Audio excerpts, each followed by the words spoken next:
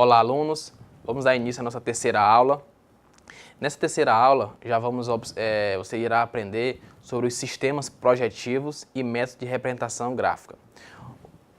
Conseguiremos aprender um pouco sobre projeções, diedro de projeção, épura, vistas ortográficas, vista frontal, superior, lateral esquerda e além dos cortes. Bem, a projeção ortográfica é uma forma de representar graficamente objetos tridimensionais em superfícies planas, de modo a transmitir suas características com precisão e demonstrar sua verdadeira grandeza. A projeção, ela significa representar graficamente em um plano uma figura localizada no espaço.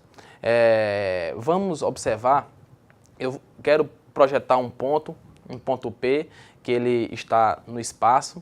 Esse meu ponto P no espaço, ele vai me dar uma figura plana também no espaço a ser projetada. Eu posso usar os pontos A, B e C entre parênteses. E essa minha figura também irá fazer uma projeção no meu plano, como mostra aqui na figura. O ponto P, olhado por um observador, o ponto P de observador, esse ponto ele é projetado no meu plano alfa. No espaço eu já tenho uma forma, um triângulo, e no meu papel, o plano que eu considero o meu papel, também já tenho a minha projeção.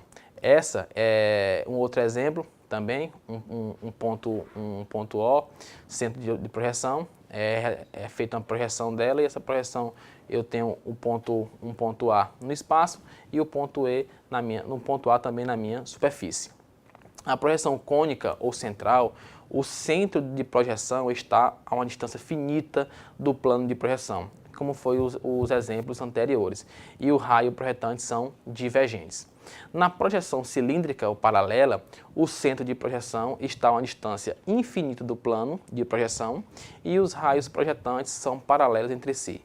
A projeção cilíndrica, ela pode ser oblíqua, os raios projetantes formam um plano com o plano de projeção, um ângulo diferente de 90 graus, e a ortogonal, que a gente vai utilizar aqui na nossa aula, os raios projetantes formam com o plano de projeção um ângulo de 90 graus.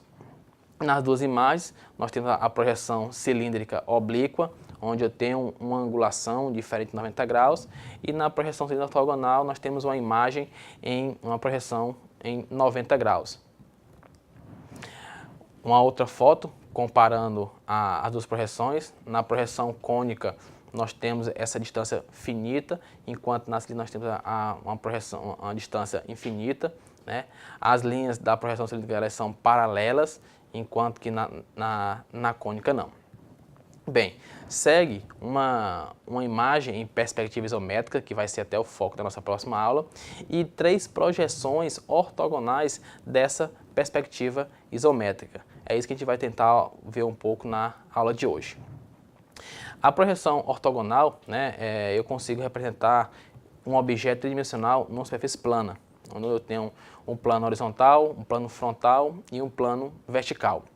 A apresentação de objetos tridimensionais através de desenhos bidimensionais, utilizando projeções ortogonais, foi realizado por Gaspar Monge. Esse sistema é denominado de geometria descritiva. Divide-se o espaço em 4 ângulos diedros que têm 2 faces. A gente pode ver aqui, ele divide em diedro o 1, 2, 3 e 4. Bom, a épura. Para desenhar e interpretar as projeções, é necessário que os 2 planos de projeção sejam representados em uma mesma superfície plana, voltada na direção de quem a vê. Isto é conseguido fazendo-se com que um dos planos seja rebatido sobre o outro. O plano horizontal, por exemplo, é rebatido para baixo num giro de 90 graus em torno da linha de terra. Após a operação, tem-se a projeção horizontal, exatamente abaixo da vertical a linha, no mesmo plano, o qual na prática é o papel de desenho. Esta obtida é a épura do ponto A. As linhas que unem as 2 projeções de cada ponto denomina-se linhas de chamada. Aqui nós temos o ponto A no espaço, onde nós temos 2 pontos deles de projeção, uma na projeção horizontal, outra na projeção vertical, e após fazer o rebatimento dos planos, eu vou ter as 2 projeções, projeção vertical, o A', e projeção horizontal, o A. E dividindo ambos eu tenho a linha de terra. O primeiro diedro é o método de projeção usado no Brasil e também na Europa, e o terceiro diedro eu já uso usado pelos americanos. No primeiro diedro, o objeto se situa entre o observador e o plano de projeção, enquanto no terceiro diedro, o plano de projeção se situa entre o objeto e o observador. Aqui segue, nós vemos aí a seta onde nós estamos observando, o ponto de observação. Essa figura geométrica, esse desenho, se eu pegar esse desenho, rotacionar ele de forma que eu veja ele só de frente, frontal, eu tenho essa vista. Olhando de lateral esquerda, uma outra vista, de superior, uma outra vista. Essas vistas, elas estão até representadas por achuras, para você conseguir interpretar melhor como você pega seu desenho e rotaciona ele para ver a vista frontal, lateral esquerda e superior. Já no terceiro diedro, nós já estamos observando a mudança em relação ao ponto de observação, e nas minhas vistas também já tem uma alteração. Se você comparar, já vai ter mudança em relação ao primeiro diedro.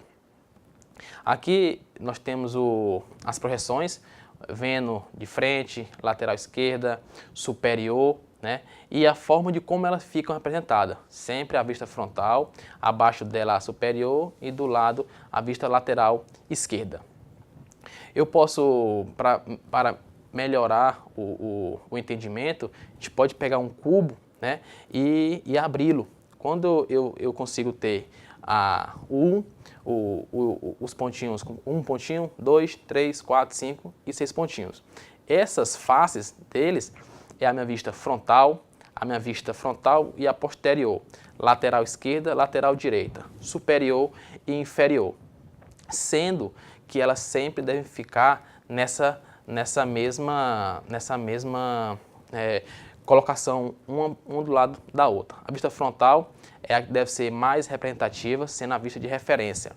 A superior deve ficar posicionada abaixo da frontal, a lateral esquerda deve ficar à direita da frontal, a lateral direita deve ser posicionada à esquerda da vista frontal, a vista inferior deve ser posicionada acima da vista frontal e a vista posterior deve ser posicionada à direita da vista lateral direita ou à esquerda da vista lateral esquerda. Essa ordem ela deve ser seguida para melhorar, né, para facilitar o entendimento do meu desenho em relação às minhas projeções ortogonais. Aqui nós temos o exemplo 1, essa figura, esse desenho, onde eu tenho a face A, B, C e D. Se eu pegar esse objeto, né, que está em três dimensões e rotacionar ele, eu ver ele só de frente, eu vou observar apenas a vista frontal representada pela letra A. Se eu pegar agora esse objeto e olhar só por cima, né, na parte superior, eu vou conseguir observar a face C e a face D. E se eu olhar ele de lateral esquerda, eu consigo observar a face B e a face C. Essa distribuição das vistas nós devemos seguir, falando mais uma vez, a primeira vista que tem a representação da face A é a vista frontal, abaixo dela nós temos a vista superior e do lado direito da vista frontal nós temos a vista lateral esquerda. Nós temos um outro exemplo de projeção ortogonal. Esse objeto, se eu olhar ele de frente, eu vou ter essa projeção. Olhando superior a esses dois, essa que vai do G, I, J, D, C, A, os pontos, e olhando lateral esquerda, eu vou ter essa representação. Então aqui são as vistas, né, frontal, superior e lateral esquerda desse exemplo 2. Revisão de tipo de linhas, né? Linha contínua grossa são os contornos, a linha contínua fina são as linhas de construção, de projeção, de chamada, traço médio, né, são contornos e traços escondidos, e traço e pontos são os eixos de simetrias e também de centros. O rebatimento é para você o rebatimento nada mais é do que você fazer prolongamentos né, das linhas projetantes, auxiliares, de bordas, limites, de furos e linhas de centro, né, frontal já em mãos. Traçar uma segunda vista, colocar a ponta seca do compasso no vértice A e traçar 4 quartos de circunferências com grafite sobre o prolongamento da segunda vista traçada. Esse rebatimento você vai confrontar as linhas, sabendo se realmente elas estão todas corretas. O método 1 é o método do compasso, como eu falei. E nós temos o segundo método, que você pode traçar uma reta a 45 graus com a horizontal da vista frontal, estender as linhas da vista até tocar sobre a linha inclinada e projetá-las à vista até a altura correta. Com isso você consegue identificar todas as linhas dos contornos e além de identificar se as suas vistas estão corretas ou erradas ou está faltando algum detalhe. Bem, um terceiro exemplo, esse exemplo nós já percebemos que ele tem um furo, uma peça com furo, observando a vista frontal, nós observamos que já apareceu agora uma linha tracejada e uma linha trace-ponto. A linha tracejada está representando o furo desse meu objeto, que é um furo passante, e a linha trace-ponto está me representando um eixo de simetria. Olhando agora na vista superior, nós já observamos que vai aparecer mais dois traços, duas linhas tracejadas. Se você perceber, a parte superior do desenho, a base superior, ela é um pouco maior, tem uma maior espessura, a base inferior ela tem uma espessura um pouco mais fina. Então, essas linhas tracejadas na vista superior representam aquela base mais fina, que é a base inferior. E olhando, né, tendo a vista lateral esquerda, já estou observando o meu desenho, que eu estou representando o eixo de simetria desse meu furo e também representando a região desse furo passante. Um quarto exemplo, uma peça também com furo, vendo de frente, né, a vista frontal, nós conseguimos ter essa imagem, a imagem que é até um pouco fácil de fazer. Na vista superior, nós já estamos observando linhas tracejadas, onde essas linhas tracejadas é a linha inferior que está escondida, a gente não está conseguindo ver, o furo, e tenho que colocar também o meu eixo de simetria, a minha linha trace-ponto, indicando o eixo de simetria. E olhando lateral esquerdo, estamos observando as duas partes, a linha tracejada indicando também o furo passante da minha peça, né? Bem, os cortes. Quando um sólido possui elementos internos que não ficam bem identificados pelas vistas, são realizados cortes. Estes são representações em projeção, semelhantes às vistas, nos quais se considera que o sólido foi interceptado por um plano chamado plano de corte. O plano de corte divide o sólido em duas partes e é posicionado de forma a apresentar os detalhes internos mais importantes, pode ser ainda horizontal ou vertical. Nas duas imagens, na primeira imagem a gente consegue ver uma operação de corte, onde foi feito um plano de corte na vertical. Peguei esse meu sólido, cortei, fiz uma divisão dele, né? Divisão essa no sentido do corte longitudinalmente. Na outra imagem, eu já represento essa região do meu corte com a achura do material. Cada material eu consigo representar uma achura diferente.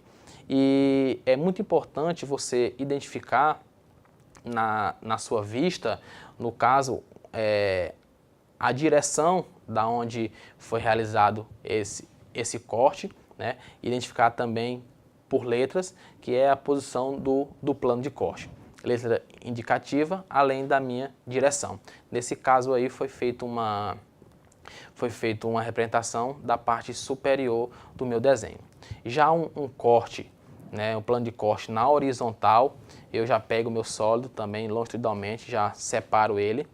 No meu plano de corte horizontal, obrigatoriamente eu devo representar a vista da parte inferior dessa minha peça, que está também representada através das achuras. Então os cortes eles são importantes quando você tem uma peça um pouco complexa, ou então quando você quer mostrar detalhes dessa peça que não são percebidos pela vista frontal, pela vista superior, pela vista lateral esquerda.